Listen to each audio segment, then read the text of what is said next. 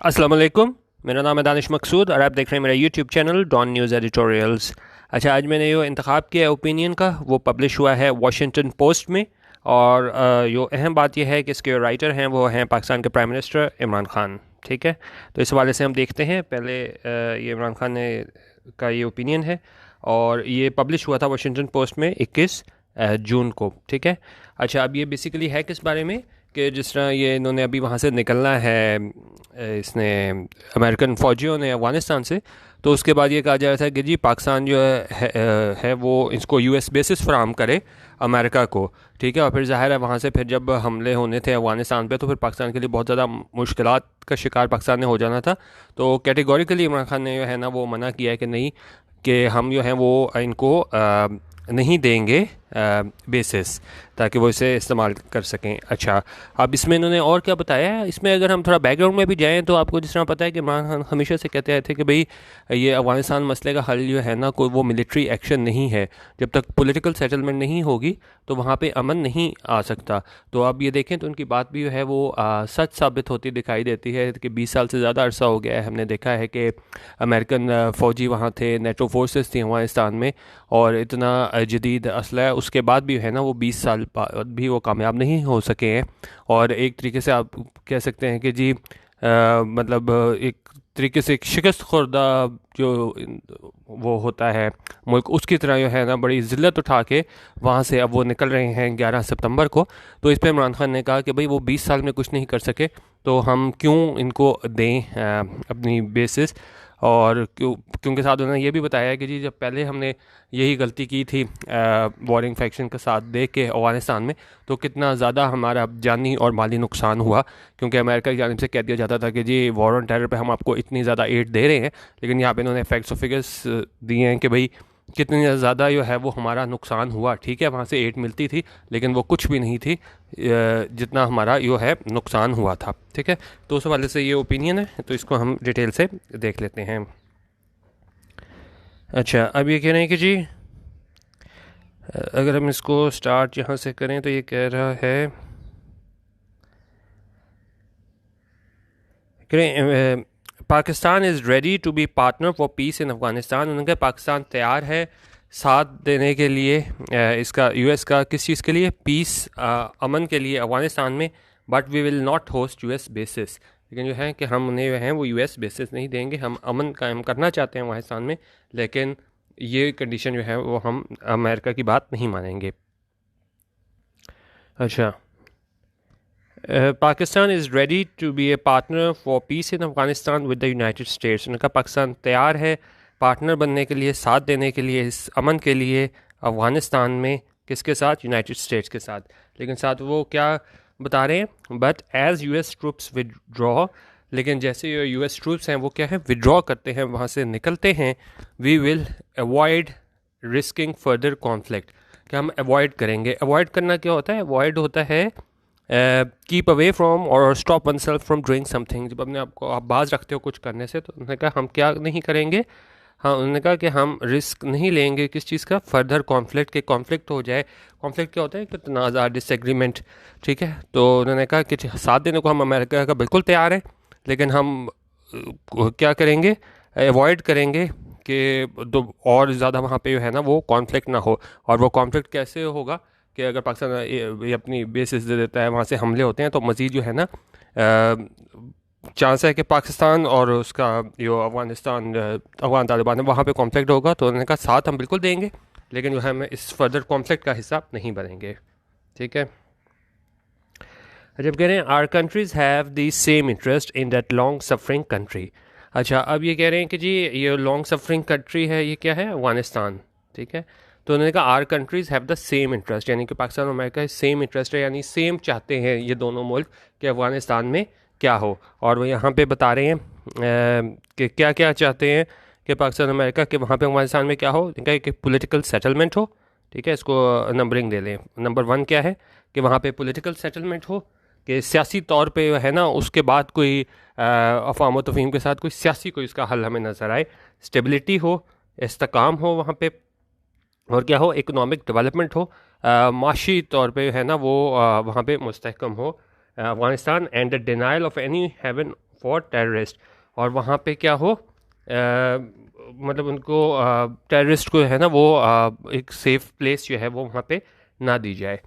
और साथ उन्होंने क्या कहा, we oppose any military take over of Afghanistan. उन्होंने कहा हम क्या है अपोज करते हैं यानी मुखालफत करते हैं किस चीज़ की, किसी भी किस्म की मिलिट्री टेक ओवर की अफ़गानिस्तान में। और क्योंकि इसमें उन्होंने क्या कहा, क्या होगा, which will lead only to decades of civil war, क्योंकि इसका नतीजा जो है वो सिर्फ ये होगा कि सालों की जो है वो हमें सिविल वॉर देखने को मिलेगी, खाना जंगी देखने को मिलेगी। As a Taliban can not win over the whole of the country, क्योंकि उनका तालिबान जो है वो पूरे कंट्री पे जो है ना उसको टेक ओवर नहीं कर सकते।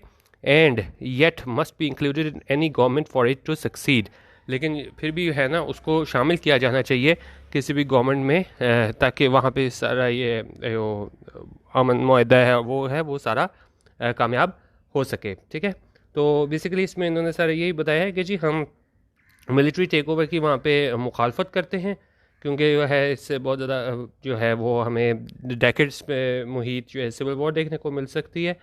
लेकिन उन्होंने कहा कि तालिबान को है ना वो शामिल किया जाना चाहिए बातचीत में। इसलिए आपने देखा होगा हमने इसमें इंटर अफगान डायलॉग पे भी काफ़ी ज़्यादा एडिटोरियल्स मैंने आपको कराए हैं। ठीक है, क्योंकि वहाँ पे यही कोशिश होती है कि जो अफगानिस्तान की गवर्नमेंट है और ये दूसरे हमारे पास वॉरिंग फैक्शंस हैं अफगानिस्तान में, तो उनके दरमियान जो है ना वो सुलह कराने की कोशिश की जाए या कोई एक वर्किंग रिलेशन कायम किया जाए।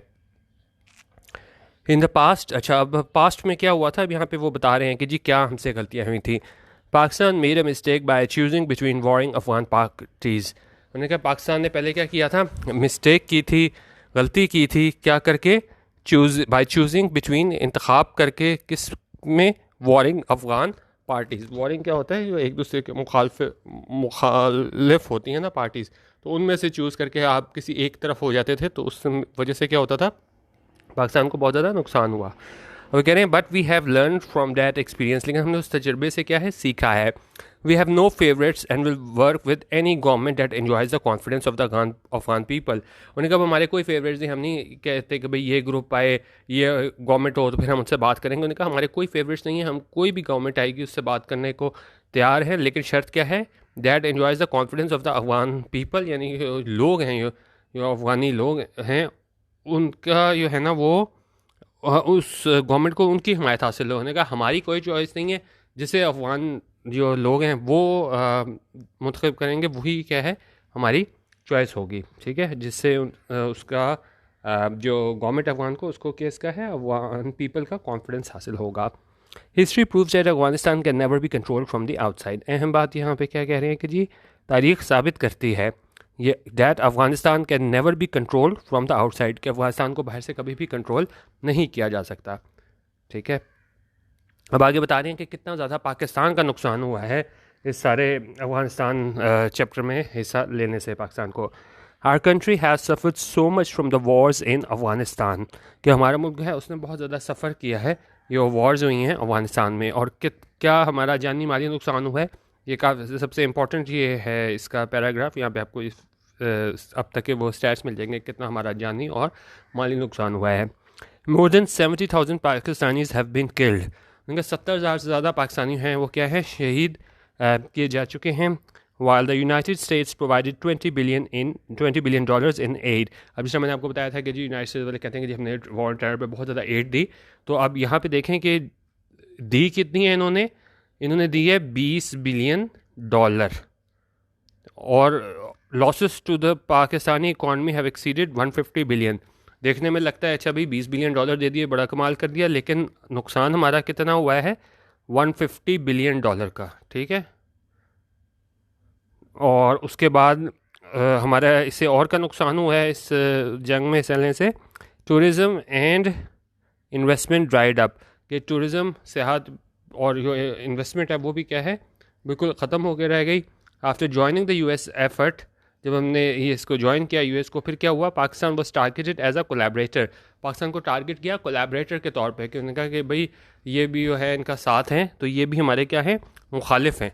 ठीक है, तो ये होता है हमारे पास कोलैबोरेटर को यहाँ लिखा था, कोलैबोरेटर होता है a person cooperates with an enemy, a defector, he was a collaborator during the occupation. ठीक है, तो पाकिस्तान को एक मुखालिफ के तौर पे लिया गया, और उससे क्या हुआ, leading to terrorism against our country from the Tehreek Taliban Pakistan.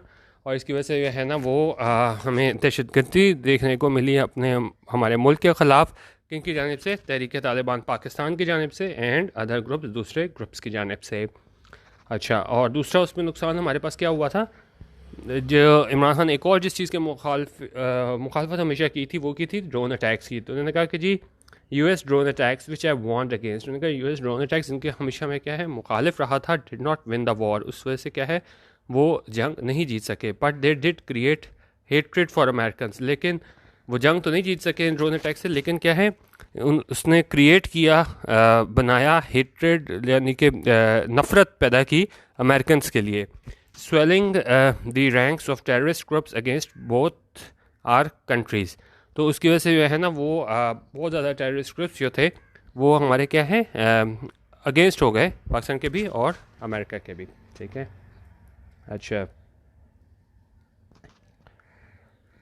अभी कह रहे हैं, while I argued for years that there was no military solution in Afghanistan, the United States pressured Pakistan for the very first time to send our troops into the semi-autonomous tribal areas bordering Afghanistan in the false expectation that it would end the insurgency. अच्छा, अभी कह रहे हैं कि जी मैंने हमेशा इस बात पे बहस की थी, आर्ग्यू किया था, सालों ये मैं ये बात कहता आया था कि भाई वहाँ पे अफ़गानिस्तान में क्या है, कोई भी मिलिट्री सल्यूशन नहीं है वहाँ पे। जब तक हमें पॉलिटिकल सेटलमेंट नहीं होगी तब तक वहाँ पे कुछ भी हासिल नहीं किया जा सकता अफ़गानिस्तान में। तो उन्होंने कहा, उसने यूनाइटेड स्टेट ने प्रेशर डाला पाकिस्तान पे क्या करने के लिए कि हम अपने ट्रुप्स भेजें कहाँ पे, ये जो नीम खुद मुख्तार जो हमारे कबायली इलाके हैं वहाँ पे, ठीक है, यो बिल्कुल उसके बॉर्डर के साथ है अफ़गानिस्तान पे। तो वहाँ पे उन्होंने प्रेशर डाला कि वहाँ पे हम अपने जो ट्रूप्स भेजें, और किस में, इन द फॉल्स एक्सपेक्टेशन के उनकी मतलब उम्मीद ये थी कि वो क्या होगी, ये जो इंसर्जेंसी है बगावत इसको ख़त्म कर देगी। लेकिन ये क्या थी, गलत एक्सपेक्टेशन थी कि जी अगर ऐसा होगा तो वहाँ से जो है वो इंसर्जेंसी जो है रिवॉल्ट वो ख़त्म हो जाएगी। इंसर्जेंसी को देख लेते हैं, एन एक्टिव रिवॉल्ट, और इसे हम इंसर्जेंसी को अपराइजिंग भी बोल सकते हैं। ठीक है, इस तरह एग्जाम्पल देख लें, general sentence, rebels are waging an armed insurgency to topple the monarchy. ठीक है, अच्छा अब कह रहे हैं कि जी इसने जो है वो इंसर्जेंसी तो ख़त्म नहीं की, रिवॉल्ट को तो ख़त्म नहीं किया, इट डिड नॉट, नहीं किया इसने ऐसा, लेकिन क्या हुआ, but it did internally displace half the population of the tribal areas. लेकिन इसने वहाँ पे क्या कर दिया, डिस्प्लेस कर दिया। डिस्प्लेस करना होता है कि ख़ास तौर पे वॉर में या नेचुरल डिज़ास्टर या प्रोसिक्यूशन की वजह से ना जब लोग क्या है घर छोड़ने पे मजबूर हो जाएं, जिस तरह अगर हम कहें जी force someone to leave their home typically because of war, prosecution और नेचुरल डिज़ास्टर। एग्जाम्पल है, thousands of people have been displaced by the civil war. ठीक है, अच्छा तो उसने कहा कि जी रिवॉल्ट तो वहाँ पे ख़त्म नहीं हुआ, लेकिन वहाँ पे लोग डिस्प्लेस हो गए, यानी घर बार छोड़ने पे मजबूर हो गए। कितनी, जो ट्राइबल एरिया की आधी ज़्यादा पॉपुलेशन थी वो थी। और क्या हुआ वहाँ पे, 1 million people in north Waziristan alone, और सिर्फ 10 लाख लोग हैं ना सिर्फ नॉर्थ वज़ीरिस्तान में, उनको घर बाहर अपना है ना वो छोड़ना पड़ा, with billions of dollars of damage done, और उसमें जो नुकसान हुआ वो बिलियंस ऑफ डॉलर्स का हुआ, एंड होल विलेजेस डिस्ट्रॉयड, और पूरे के पूरे गाँव थे वो क्या है तबाह हो गए। The collateral damage to civilians in that incursion led to suicide attacks against the Pakistan army, killing many more soldiers than the United States lost in Afghanistan and Iraq combined, while breeding even more terrorism against us. अच्छा, अब यहाँ पे कह रहा है कि जी अच्छा, अब यहाँ पे बात आई है कोलैटरल डैमेज की। कोलैटरल को मैं आपको ऐसे समझाता हूँ कि देखें, जब आप कहीं पे हमला करते हैं ना तो एक आपका टारगेट होता है, लेकिन एक ऐसी चीज़ होती है जो आप नहीं करना चाह रहे होते, लेकिन वो भी हो जाता है। जिस तरह अगर आप कोई टारगेट करने गए हैं, किसी को कोई हाई वैल्यू टारगेट है, ठीक है, जिस तरह आप कोई पुलिस इनकाउंटर ही देख लें, ठीक है, वो इनकाउंटर करने जाते हैं और बीच में कोई फ़र्ज़ करें कोई राहगीर भी बीच में आ जाता है, जो बीच में मारा जाता है, टारगेट वो होता नहीं है, लेकिन क्या है उसके नतीजे में जो असल टारगेट होता है उसके नतीजे में कुछ और दूसरा नुकसान हो ना, वो कोलैटरल डैमेज होता है। इस तरह यहाँ पे अगर मैं आपको दिखाऊँ, collateral damage is any death, injury और other damage inflicted that is an incidental result of an activity. आप कोई एक्टिविटी करो, ठीक है, उस एक्टिविटी के नतीजे में कुछ और दूसरा डैमेज हो जाए तो वो क्या है, कोलैटरल डैमेज होता है। और originally coined bye military operations. ठीक है, अब कोलैटरल डैमेज जिस तरह भी आप देखेंगे, जब यहाँ पे अमेरिका कहता था ना कोई हाई वैल्यू टारगेट है उसको हमने टारगेट किया है, कोई तालिबान का या कोई इस तरह का कोई हाई वैल्यू टारगेट है, तो उसमें बाज़ बच्चों की डेथ हो जाती थी, सिविलियंस की डेथ हो जाती थी, तो वो जो सिविलियंस की डेथ होती थी वो क्या होता था, कोलैटरल डैमेज होता था। वो इंटेंडेड टारगेट तो नहीं होता था, लेकिन उसके एक्टिविटी के नतीजे में जो नुकसान होता था वो हमारा क्या होता था, कोलैटरल डैमेज। तो यहाँ पे भी वो बात कर रहा है कि जी the collateral damage to civilians. ठीक है, क्योंकि ज़ाहिर है अब इनका नुकसान भी जो हुआ था शहरियों का, तो एक मिनट,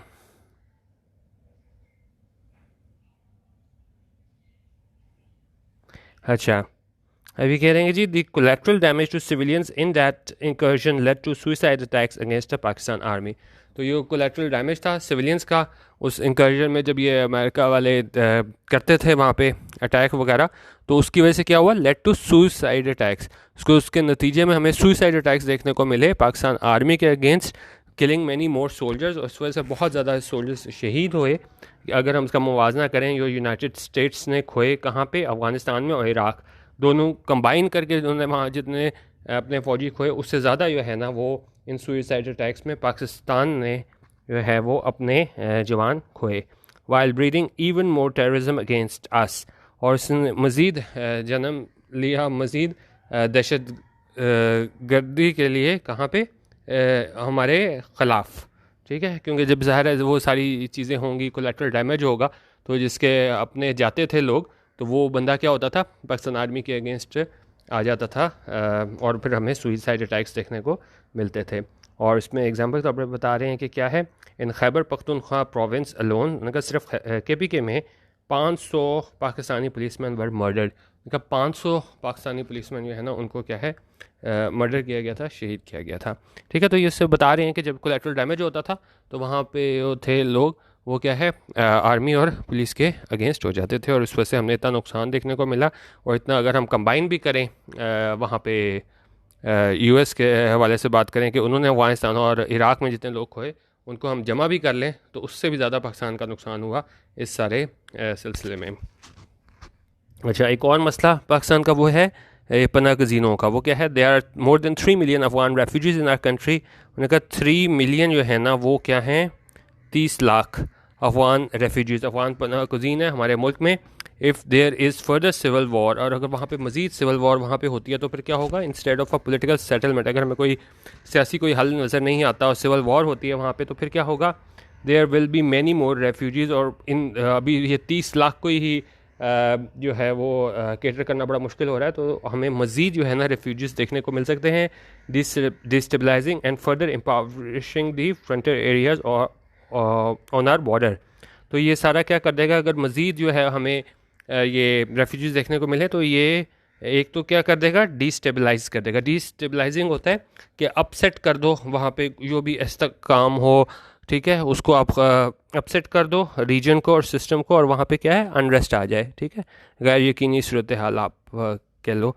तो वहाँ पे उन्होंने कहा कि अगर मज़ीद वो आ गए रेफ्यूजीज़ तो वहाँ पे सारी सिचुएशन क्या है, डिस्टेबलाइज हो जाएगी। और further empowering the frontier areas.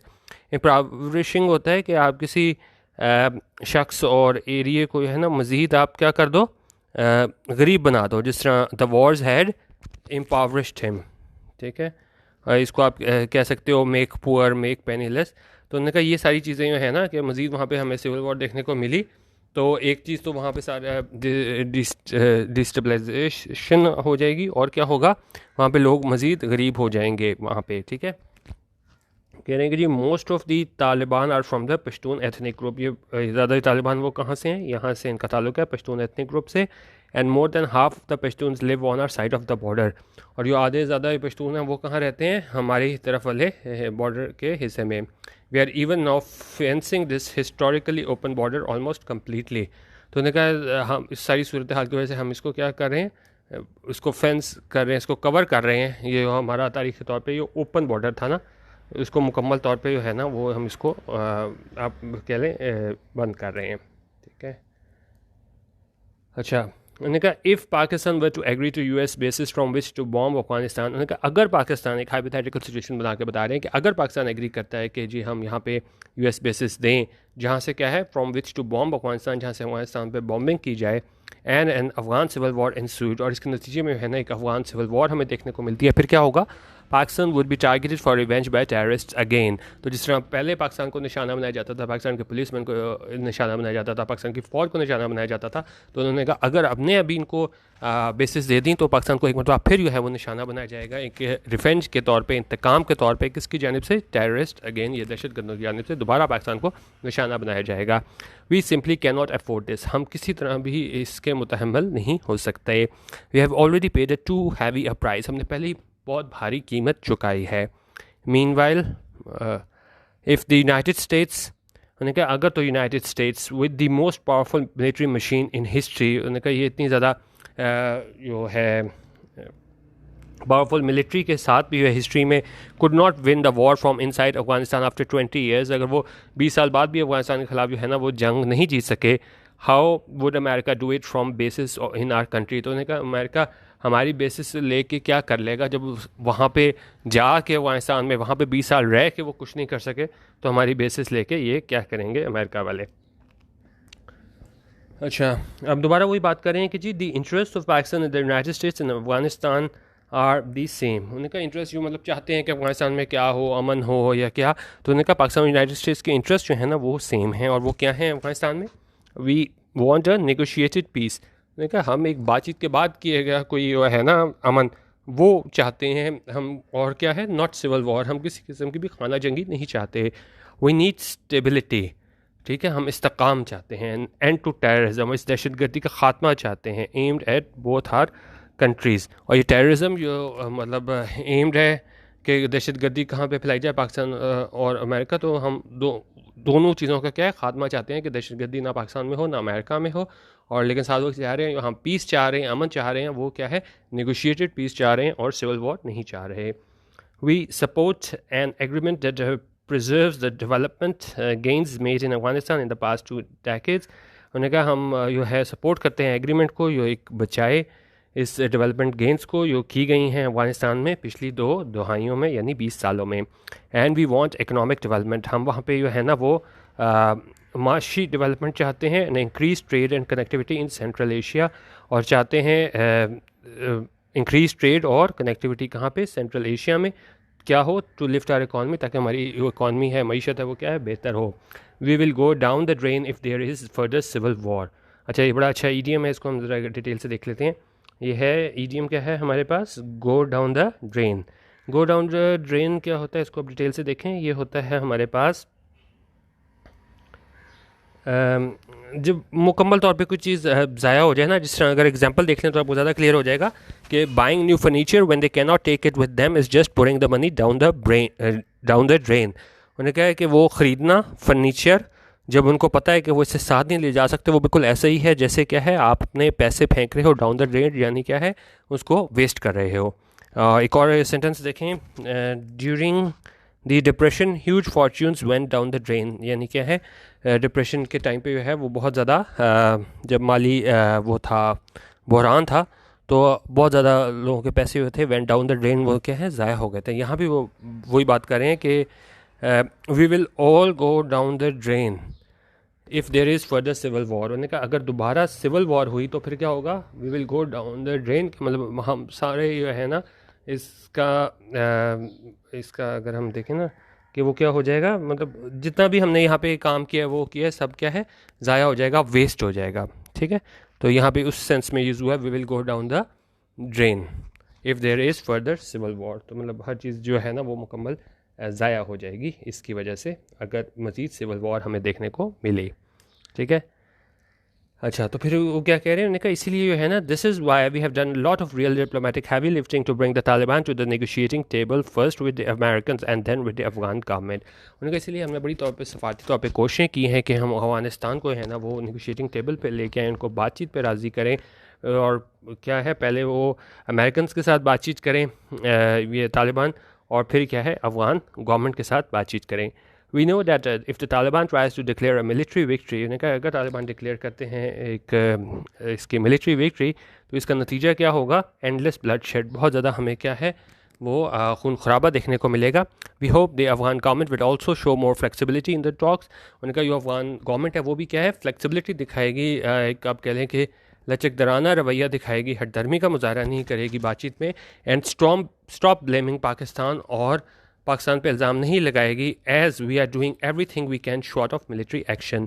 तो उन्होंने कहा क्योंकि हम हर वो काम कर रहे हैं सवाए मिलिट्री एक्शन के कि किसी तरह वहाँ पे है ना वो हमें अमन देखने को मिले. और उसमें वो चाह रहे हैं कि जी हम सफारती तौर पे भी कोशिशें कर रहे हैं कि तालिबान की है ना उनको बातचीत कराई जाए, किसके साथ? अमेरिकन के साथ और अफगान गवर्नमेंट के साथ.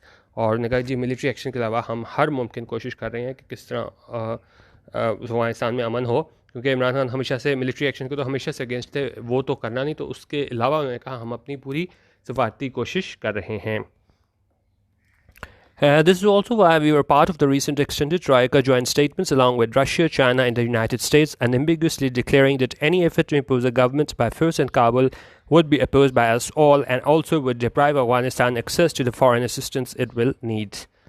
अच्छा, उन्हें कहा इसलिए उन्हें कहा ये हाल ही में जो है ना एक ट्राइका जॉइंट स्टेटमेंट जो है वो हमें देखने को मिली थी, और उसमें कौन कौन से मुल्क शामिल थे? उसमें ये रशिया था, चाइना था, यूएसए था और क्या है पाकिस्तान था. ठीक है, और उसमें उन्होंने क्या कहा था, डिक्लेयर किया था कि उन्होंने कहा कोई भी कोशिश की जाएगी कि कोई उसमें गवर्नमेंट नाफिज की जाए फोर्स के ज़रिए काबुल में, उसकी मुखालफत की जाएगी बाय अस ऑल, यानी इन चारों मुल्कों की जानिब से मुखालफत की जाएगी.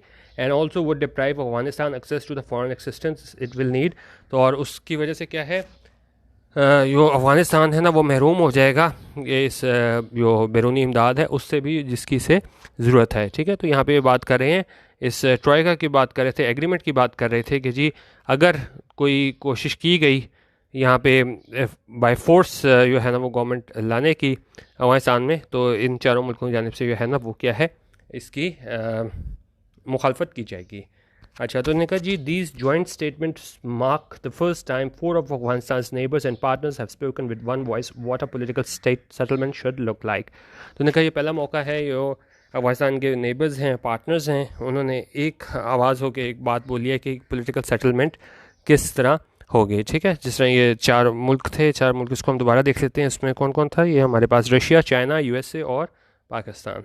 ठीक है, अच्छा, उन्होंने कहा जी this could also lead to a new regional compact for peace and development in the region. उन्होंने कहा ये सारा ये ट्राइका हुआ है, उससे क्या होगा, एक हमें ले जाएगा ये एक रीजनल कॉम्पैक्ट की जानिब. रीजनल कॉम्पैक्ट हमारे पास यहाँ पे क्या मतलब है? एग्रीमेंट. ठीक है, एग्रीमेंट है कॉम्पैक्ट.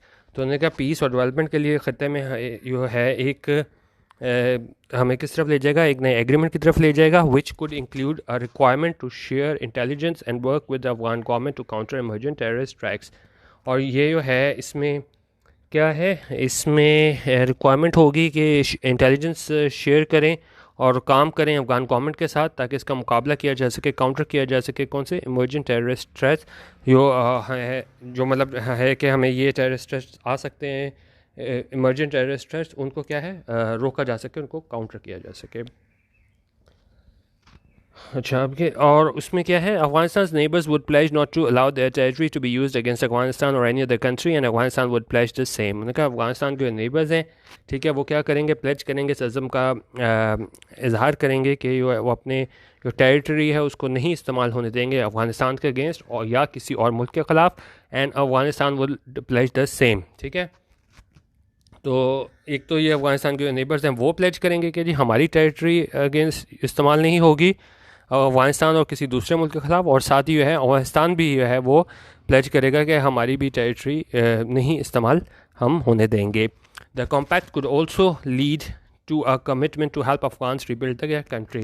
तो ये एग्रीमेंट है वो क्या करेगा, इस हेल्प करेगा अफगानीस की कि वो अपना दोबारा कंट्री है उसको क्या है रीबिल्ड कर सकें. ठीक है, अच्छा, और लास्ट पैराग्राफ में इमरान खान क्या कह रहे हैं, I believe that promoting economic connectivity and regional trade is the key to lasting peace. उन्होंने कहा मैं ये समझता हूँ कि अगर हम उसको प्रमोट करें, तरवीज करें इकनॉमिक कनेक्टिविटी की और रीजनल ट्रेड की, तो ये की है, ये एक अहम बात साबित हो सकती है किस चीज़ के लिए, लास्टिंग पीस के लिए. And security in Afghanistan. Further military action is futile. Futile होता है कोई चीज़ जिसका फ़ायदा ना हो, तो ये कह रहे हैं कि जी मिलिट्री एक्शन जो है वो क्या है, फ्यूटाइल है, जिसका कोई फ़ायदा नहीं है। सिर्फ और सिर्फ जिस तरह स्टार्ट में हमने देखा था कि उन्होंने कहा जी पॉलिटिकल सेटलमेंट से ही वहाँ मामला तय किए जा सकते हैं और मिलिट्री एक्शन का कोई फ़ायदा नहीं है।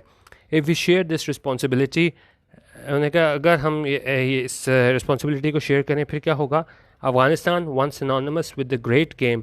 उन्होंने कहा अफगानिस्तान जो पहले बराबर था किसके सिनोनिमस था, ग्रेट गेम के। ग्रेट गेम होता है ये पॉलिटिकल डिप्लोमेटिक कन्फ्रंटेशन थी that existed for most of the 19th century and beginning of the 20th century between the British Empire and the Russian Empire over the Afghanistan and neighboring territories in Central and South Asia। ये Wikipedia की definition थी, मज़ीद आप वहाँ से detail check कर लीजिएगा। ये ग्रेट गेम क्या चीज़ थी, ठीक है। और उसके अलावा उन्होंने कहा ये जो Afghanistan once synonymous with the great game and regional rivalries could instead emerge as model of regional cooperation, ठीक है। उन्होंने कहा ये एक मॉडल ऑफ रीजनल कॉपरेशन के तौर पे जो है ना इमर्ज हो सकता है, हमारे पास सामने आ सकता है अगर हम ये सारी रिस्पॉन्सिबिलिटी शेयर करें, हमें वहाँ पे इकनॉमिक कनेक्टिविटी देखने को मिले, रीजनल ट्रेड देखने को मिले, तो फिर जो है वहाँ पे जाके हमें अफगानिस्तान में पीस देखने को मिल सकता है, ठीक है। तो बेसिकली ये बातें ये तो वही थी इमरान खान जो मतलब पहले भी करते आ रहे हैं हमारे पास कि जी मिलिट्री सोल्यूशन इसका हल नहीं है, और जो है अगर हम अमेरिका का वहाँ पे साथ देते हैं और बेसिस अगर हम दें तो नुकसान हमारा होगा, क्योंकि ड्रोन भी जब वहाँ पे गिरते थे पाकिस्तान से उड़ के, तो फिर वो सारे उसका नतीजा क्या निकलता था कि निशाना जो है ना वो पाकिस्तानी आर्मी और पाकिस्तानी जो लॉ इन्फोर्समेंट एजेंसीज़ के लोग थे वो निशाना बनते थे, ठीक है। तो बेसिकली इसमें वही बात की हुई है कि पाकिस्तान जो है ना वो एक अमन चाहता है उसमें अफगानिस्तान में, लेकिन वो क्या है उसमें पॉलिटिकल सेटलमेंट के बाद हो, नहीं तो और हम कोई भी नहीं चाहेंगे कि जी ये हुकूमत आए, या मतलब हमारी अपनी चॉइस कोई नहीं होगी, जो वहाँ के लोग एक्सेप्ट करेंगे उसी के साथ हम चलेंगे, ऐसा कहना था इमरान खान का। बाकी मेरा चैनल है डॉन न्यूज़ एडिटोरियल्स, ठीक है, इसको आप सब्सक्राइब और लाइक कर सकते हैं, कमेंट भी अपना ज़रूर दे दीजिएगा।